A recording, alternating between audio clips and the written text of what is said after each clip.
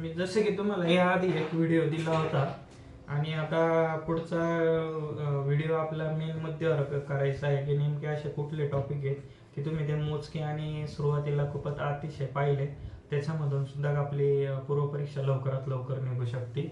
आणि इकॉनॉमिक्सचा काही असा कोर पार्ट आहे तो कसा केला पाहिजे त्यासाठी मी प्रश्नांचं विश्लेषण केलेलं आहे. पूर्ण डिटेल असे पॉईंट काढले आहेत, वेळोवेळी सगळीकडे काढले. तुम्हाला मी पहिल्या व्हिडिओमध्ये बोललो बी होतो की याचा मी इंस्टाग्रामला व्हिडिओ देणार म्हणून, आणि त्याच्यामध्ये मी असे ते टॉपिक काढलेले आहेत की कुठले असे टॉपिक आहेत त्याला हमखास तिथून ते प्रकरण बघा किंवा ते पूर्ण चॅप्टर असू शकतं किंवा काही ठराविक टॉपिक असू शकतो, तिथून 100% प्रश्न आहेत. मी तुम्हाला रंजन कोळंबे सरांचं डायरेक्ट बुक दाखवलं होतं. तुमच्याकडे जे दोघांपैकी जे असेल ते मी आता स्वतः मी माझं प्रिपरेशनमध्ये रिव्हिजन करतो. एक प्रकारे माझा हा एअरपोर्ट साईडचा एरिया असल्यामुळं आणि आर्मीचा बेस असल्यामुळं तुम्हाला अचानक फायटर प्लेनचा आवाज ऐकू आला, त्याची कल्पना मलाही नव्हती. ते कधी पण प्रॅक्टिस करत असतात, जनरली असं होत नाही. त्यांचे डे फिक्स आहेत, ते खास करून मंगळवारीच करत असतात असं मला खूप अनुभव आहे. तरी असो, तेवढा जर मध्ये आवाज आला तर तेवढं समजून घ्या. तितक्या वेळाचा 1 ते 10-15 सेकंदाचा व्हिडिओ तुम्ही स्किप करू शकता. आता मी ज्या वेळेस मी माझी तयारी करतोय आणि मी प्रश्नांचं विश्लेषण करतोय ना, तर मला काही असे एरिया सापडतात की ते पुढच्या वेळेस मी बुक वाचताना असं जवळ ठेवत असतो. आणि आता जसं मी सोशल मीडियावर अतिशय महाराष्ट्रातील गोरगरीब विद्यार्थ्यांसाठी जो काही उपक्रम राबवतोय त्याला पण फायदा होईल म्हणून मी ते लिहून ठेवत असतो. म्हणजे मला बोलताना आणि तुम्हाला ट्रस्ट दाखवताना ते हे असतं. इथे मी काही असे घटक काढले होते की आर्थिक रिफॉर्म जे होते ते 1991चे, तर त्याच्यावर कसे प्रश्न येऊन गेले आधीच्या व्हिडिओमध्ये मी बोललो. आता इथे ना असे काही टॉपिक होते की जिथे प्रश्न येतात, ते मी जसे इथं काढले तसे दुसरीकडे काढले. मला मुळात आहे ना, मी माझे इकॉनॉमिक्सचे जेव्हा मी परत प्रश्न वाचायला घेतले तर एक गोष्ट जाणवली की काही काही अतिशय कन्सेप्ट बेस्ड क्वेश्चन आहेत, 2-2 1-1 स्टेटमेंटमध्ये. काही काही अतिशय डेट वाईज आहेत. आणि म्हणजे आता हा एक प्रश्न होता, हा 2023चा पेपर आहे. 2-3 तुम्हाला इथं चर्चा करून घेतो. 2023-24चा अर्थसंकल्पावर विचारला, पण काय विचारलं की त्या अर्थसंकल्पामध्ये कुठल्या कुठल्या विषयाला प्राधान्य दिलं आहे त्याचा क्रम विचारला होता. म्हणजे अगदीच तुम्ही करंट अफेअरच्या मॅगझिनमध्ये इव्हन क्रम जरी पाहून घेतले कुठल्या कुठल्या क्षेत्रात किती, अगदी जर पेपर अवघड करायचा असला तर पुढं पॉईंटमध्ये संख्या पण विचारू शकतात. कारण की जितकी जास्त विद्यार्थी संख्या फॉर्म भरून परीक्षा द्यायला येते, आयोगाला तेवढीच काठिण्य पातळीची चाळण लावावं लागते. कारण की कसं असतं, मग अतिशय कट ऑफ जास्तच गेला किंवा हे गेला तर ते योग्य गुणवत्ताही ठेवता आली पाहिजे असं त्यांचा असतो. 2011-12चा जो नियोजन आयोगाचा दारिद्र्य रेषा निश्चित करण्याचा जो निकष होता त्याचे खाली आयाम विचारले होते. म्हणजे 1-2 हे होते, दारिद्र्य पण विचारलं, जे वेगवेगळे जे आर्थिक वर्ष असते त्याचे निकष असतात. आता 2022-23 आहे आपल्याकडं, GDP वगैरे मोजायचं ते माहीत असतं. नंतर 12व्या वित्त आयोगाचे राष्ट्रीय उत्पन्न निधीचे केंद्र आणि राज्य दोघांचे त्यात वाटप कसं आहे ते विचारलं होतं. विशेष प्रदेश विकास कार्यक्रम जो होता टिंबटिंब कशासाठी तयार करण्यात आला होता तर ते विचारलेले होते. खाली स्टेटमेंट होते. डायरेक्ट फिस्कल पॉलिसी विचारली होती, म्हणजे त्याला मराठीत राजकोषीय नीती म्हणतात. कारण की मी या प्रश्नांचं इतिहासासारखं विश्लेषण करणार आहे, त्याच्यामुळे मी इथे तुम्हाला सगळं सांगत नाही. मानवी विकास निर्देशांक, बहुआयामी दारिद्र्य निर्देशांक विचारला होता. सप्टेंबर 2001 मध्ये जवाहर ग्राम समृद्धी योजना आणि रोजगार शाश्वती योजना टिंबटिंब या योजनेत एकत्रित करण्यात आले होते. अशा स्वरूपाचा प्रश्न आहे ना, हा जास्तीत जास्त अर्थसंकल्प आर्थिक पाहणीमध्ये आणि पूर्ण शासकीय स्तरावर सरकार स्तरावर ज्या वेळेस वर्षभरातल्या कुठल्या काही योजना आहे त्यांचं काही मॉडिफिकेशन होत आहे का, त्या कुठल्या याच्यात मर्ज होत आहेत का, कोणाचा काही निधी कमी केला जातोय का, कोणाचा निधी वाढवला जातोय का, याच योजनांनी मी फोकस केल्या पाहिजे. नाहीतर जसं UPSC मध्ये खास एक विजन आयचं डायरेक्ट करंट अफेअरचं एकच यायचं वर्षभरातल्या योजना, आणि तेवढ्या वाचायच्या का 2-3 एक्झाम दिल्यानंतर कळालं की अशा एरियामध्येच योजना फोकस होतात जे इंडिया एअरबुक वगैरे आणि इंडियन इकॉनॉमिक बजेट वगैरे हे असेल त्याच्यामध्ये, इकॉनॉमिक सर्वे असेल त्याच्यात. पुन्हा एकदा आहे ना, 2011-12 मध्ये एकूण श्रमशक्तीमध्ये स्वयंरोजगार, नियमित रोजगार आणि प्रासंगिक रोजगाराचा काय हिस्सा होता म्हणजे हे जे 3 प्रकारचे मी जे रोजगार बोललो ना, इथं आहे ना हिस्सा विचारला आहे, हे इकॉनॉमिक्स आणि त्या टायमाचं हे असतं तुम्हाला ते बुकमध्ये. पण आधी स्वयंरोजगार श्रमशक्ती या संकल्पना आहे ना, सगळ्या 11वीच्या स्टेट बोर्डमध्ये दिलेल्या आहेत. तर असो, हे एवढं झालं. परत आपला व्हिडिओ जास्त मोठा होईल नाही पाहिजे. मला जो भाग खरंच पार्ट जे चालू करायचं होतं ना, ते हे मी याचं तुम्हाला मी पोस्ट वगैरे टाकली की ते तुम्हाला सगळं माहिती आहे की याचं काय करायचं आहे. विभाजन मूल्य जे आहे ते चॅप्टर सोडून द्या आणि त्याच्यानंतर सगळे घटक एकदा वाचून घ्या. आणि त्याच्यानंतर जास्तीत जास्त मग म्हणजे अजून एक मी पोस्ट पाहिली की कुठलं तरी क्लास आहे का नाही ते मला एवढं माहीत नाही, पण त्यांनी ना इथे 4च गोष्टीला फोकस केला या पुस्तकामध्ये. आणि कदाचित तो योग्य आहे. योग्य काय आहे माहिती आहे का, आता माझ्यासारखा हे पुस्तक मी गेल्या तयारीच्या 4-5 वर्षापासून कंबाईन बी आणि सी कडे बघायला लागलो तेव्हापासून हे बुक माझ्याकडे आहे. आणि गेल्या 8-9 वर्षापासून NCERTचे माझ्याकडे 11-12ची बुक आहे. तर मी ते त्यावेळेस खूप अभ्यासले, त्याच्यानंतर आता हे खूप अभ्यासलं. मग माझ्यासारख्यानंतर याच्यात काय बघितलं पाहिजे, परत जर रिव्हिजन करायचे असले, मी तुम्हाला याच्या आधी एका व्हिडिओत बोललोय 3च पानात माझ्या नोट झाल्या त्याच्या. पण तरी त्यांनी फोकस काय केलेलं होतं, भारताची लोकसंख्या केलं, बेरोजगारी केली, दारिद्र्य केले आणि 1991चे रिफॉर्म केले आणि भारतातील आर्थिक नियोजन केलेलं एवढे केलेले होते आणि वरती पैसा याला केलेलं होतं. आणि ते बरोबर आहे, भारतातील ग्रामीण विकास आणि वरती त्यांनी 1-2 चॅप्टर टाकले. मला आय थिंक वाटतं फक्त त्यांनी पैसा आणि खाली बेरोजगारी, दारिद्र्य आणि लोकसंख्येलाच केलं होतं. 91ला आणि आर्थिक नियोजनाला नाही केलेलं. असं त्यांचा मी तुम्हाला सगळं सांगतो, फक्त ते एक चॅप्टर करू नका, ते एक गरजेचं नाहीये 3 नंबरचं. बाकी तुम्ही सगळं बुक करा आणि बऱ्यापैकी तुमचं इथूनच होणार आहे. आता लास्टच तुम्हाला सांगतो की आत्ताच प्रश्न आला होता, पंचवार्षिक योजनेचे वर्ष विचारले होते की कुठल्या दरम्यान कुठली होती ते.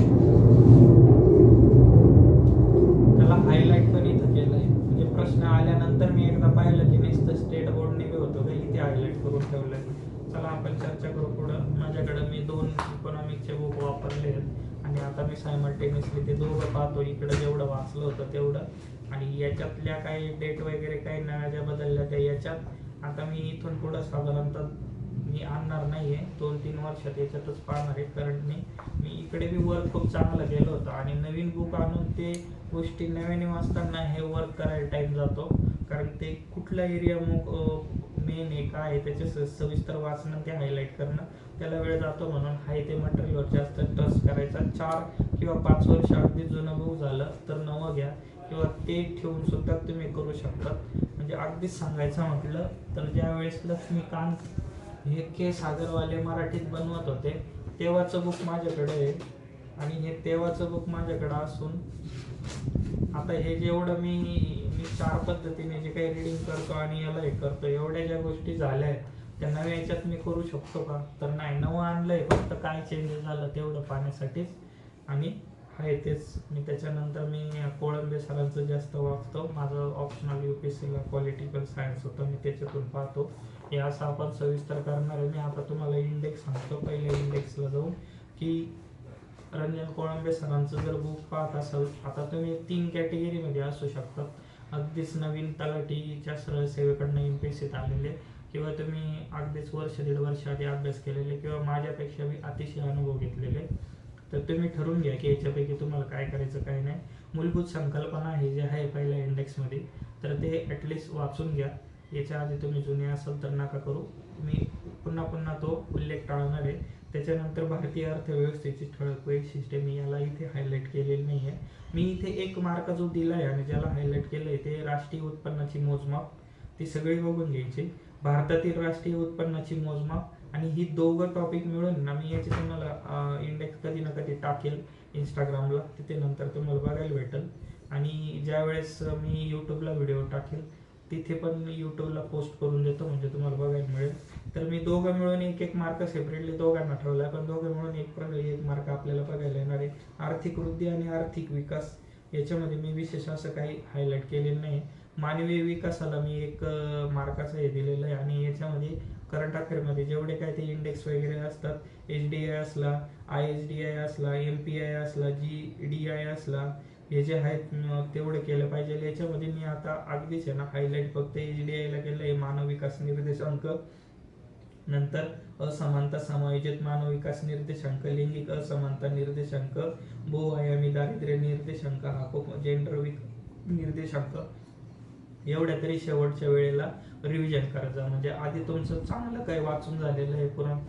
एक बुक पूर्णपणे जेव्हा आपण सुरुवातीला वाचतो 1-2 वेळा चांगलं वाचून झालं, मग परीक्षेचा कालावधी किती 15 दिवस असले तर मी कसं वाचतो, शेवटच्याच 2 दिवसात काय काय पाहतो, ह्या गोष्टी महत्वाच्या आहे. नंतर हे काय असतं मराठी, सहस्त्र विकास ध्येय व शाश्वत विकास ध्येय, म्हणजे तेच सस्टेनेबल डेव्हलपमेंट गोल आणि मिनिमम डेव्हलपमेंट गोल जे MGD आणि SDG, त्याच्यामध्ये जास्तीत जास्त दोघंचे क्रम वगैरे पाहून घ्या. आणि ह्या रिलेटेड तुम्हाला एक पण विषय असा करंट अफेअरमध्ये किंवा अर्थसंकल्पामध्ये दिसला, आर्थिक पाहणीमध्ये दिसला, तर तो नक्की तिथे हे करा. किंवा ह्या गोष्टीला पूर्ण येणार आहे. ही एक्झाम ही ग्रुप C ची असल्यामुळं मी ज्या लेवलने तुम्हाला हे सांगतोय, कदाचित त्याच्यावरून पण सोपे सोपे प्रश्न पाहायला भेटतील, पण जेवढे सोपे असतील ते प्रत्येकाचे सोडवले जाणार आहे. आपण जेवढे अवघडात 1-2 प्रश्न जरी अचीव केले तर आपण स्पर्धेमध्ये पुढे राहणार आहे. स्पर्धेचा युग आहे, स्पर्धा आहे, इथे जो आधी पुढे आहे त्याला प्राधान्य. नंतर शाश्वत विकासाला मी 1 मार्काचं वेटेज दिलेलं आहे. आर्थिक नियोजनाला मी 2 मार्क दिले आहेत. पंचवार्षिक योजना त्याच्यात पण मी सविस्तर घेणार आहे की नेमकी कुठल्या पंचवार्षिक योजना आहेत, कुठल्यांना जास्त प्राधान्य आहे, कुठल्यांना नाही. पण हे आयोगाला ज्या वेळेस आपण मागच्या वेळेस जास्त जज करत असतो, कधी कधी आयोग मग त्या गोष्टी सोडून वेगळे पण विचारत असतो. त्याच्यामुळे सगळं करायचं पण प्राधान्य कुठं द्यायचं की ज्याच्या आधी आयोगाने जास्त प्राधान्य ज्याला दिलंय त्याला द्यायचं. ते झाल्यानंतर दारिद्र्याला मी अतिशय हाईट केलं आहे. आणि दारिद्र्य वाचताना कधी पण मी आधी 11वीच्या स्टेट बोर्डमध्ये दारिद्र्य पाहून घेतो. मी माझ्या भाषेत लिहून ठेवलं जे काय जिथे पाहत असतो. दारिद्र्यामध्ये सापेक्ष निरपेक्ष हे 2 गोष्ट चांगले करा. वेगवेगळे जे तज्ज्ञ गट होते, तेंडुलकर झाले, अलग झाले, सगळ्यांची आकडेवारी एक ठिकाणी एक सेपरेट लिहून घ्या. पुस्तकात किती हायलाईट केलं तरी तुम्ही तिथं वारंवार वाचलं तरी ते कन्फ्युजन होतं. कारण की आत्ताच आलेल्या पेपरमध्ये अतिशय मला वाटतं सुरेश तेंडुलकरांचंच काहीतरी संख्या विचारली होती, अतिशय किचकट केलेली होती.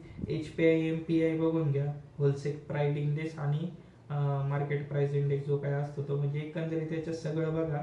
याच्यातून 1 मार्क तुम्हाला हमखास येणार, म्हणजे येणारच आहे. रोजगार आणि बेरोजगारी हे 1 चॅप्टर वाचा. ही तुम्ही एका वेळेस टार्गेट ठेवा. दारिद्र्य आणि रोजगार बेरोजगारी एकाच वेळेस बघितलं पाहिजे. दारिद्र्य निर्मूलन व रोजगार निर्मिती योजना, आत्ताच मी प्रश्नामध्ये तुम्हाला आधीच्या व्हिडिओ सांगितलं की ग्राम स्वरोजगार योजनेविषयी विचारलं होतं की कशात मर्ज केली काय.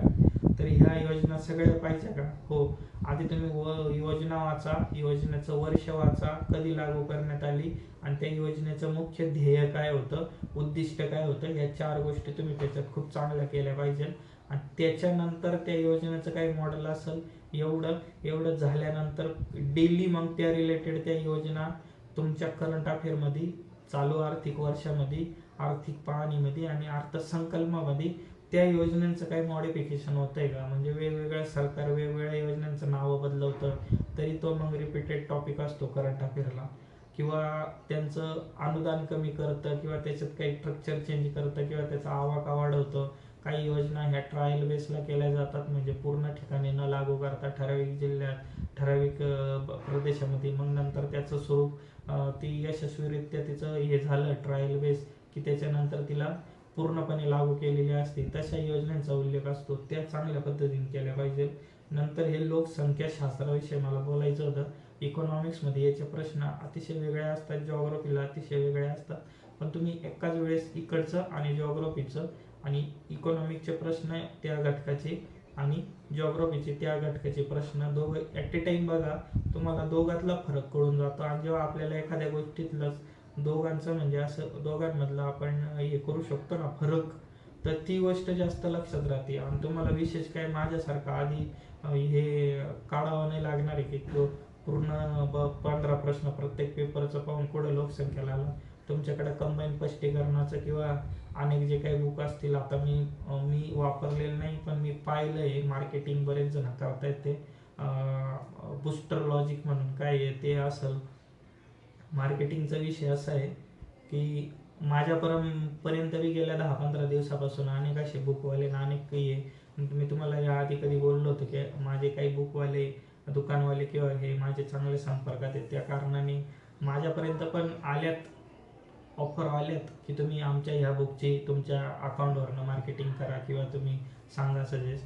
मी साफ नकार दिला. म्हणजे मी करणार नाही का, मी कदाचित करल, केव्हा करल जर मला मी जे बुक वापरतोय म्हणजे मी जे खरोखर वापरलंय मला त्याला माहिती आहे आणि मी तेच विद्यार्थ्यांना सांगणार आहे, तर मला ज्याचा अनुभव आहे ना त्याचा नक्कीच करल. पण जे बुक मी कधी वापरलंच नाही, मला काही माहित नाही आणि मी त्याचं मार्केटिंग करू हे मला योग्य वाटत नाही.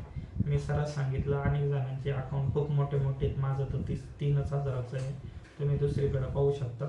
मी जी गोष्टचा मला म्हणजे वैयक्तिक मला म्हणजे मी कुठल्या अशा बुकचं मी नकार दिला माहिती आहे का, कारण की जे स्वतः मला वाटत नाही तयारी करताना किंवा मला यश घेण्यासाठी किंवा एक पोस्ट गव्हर्नमेंटमध्ये मी MPSC पास करण्यासाठी किंवा पोस्ट घेण्यासाठी मला वैयक्तिक वाटत नाही की हे बुक